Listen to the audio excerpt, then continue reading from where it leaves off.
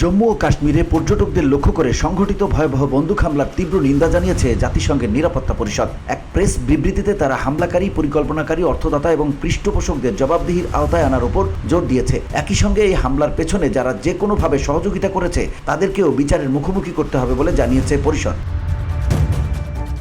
মঙ্গলবার জম্মু ও কাশ্মীরের পাহেলগাম এলাকায় চালানো এই হামলায় অন্তত ২৬ জন প্রাণ হারান। তাদের মধ্যে একজন নেপালি নাগরিকও ছিলেন। আহত হন আরও অনেকেই। হামলায় নিহতদের অধিকাংশই ছিলেন ভারতের বিভিন্ন অঞ্চল থেকে আসা পর্যটক। ১৫ সদস্য বিশিষ্ট নিরাপত্তা পরিষদ একমত হয়ে একটি প্রেস বিবৃতি জারি করে জানায়, এই জঘন্য সন্ত্রাসী কর্মকাণ্ডের বিরুদ্ধে আন্তর্জাতিক আইনের আলোকে কঠোর পদক্ষেপ নিতে হবে। তারা সকল রাষ্ট্রকে যথাযথ কর্তৃপক্ষের সঙ্গে ঘনিষ্ঠভাবে কাজ করার আহ্বান জানায়, যেন দায়ীদের দ্রুত বিচারের আওতায় আনা যায়।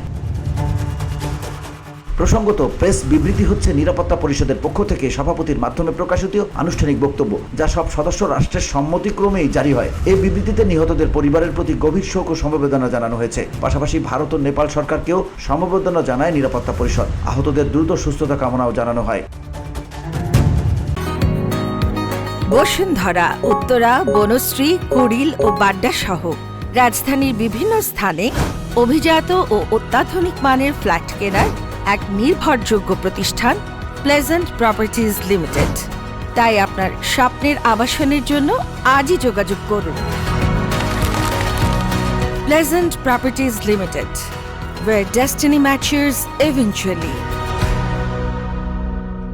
এদিকে ভারতীয় সংবাদ মাধ্যম এনডিটিভির তথ্য অনুযায়ী পাকিস্তান বর্তমানে জাতিসংঘের নিরাপত্তা পরিষদের অস্থায়ী সদস্য হিসেবে রয়েছে। ফলে এই বিবৃতি পাশের জন্য পাকিস্তানের সম্মতিও প্রয়োজন ছিল। VOD Bangla news desk.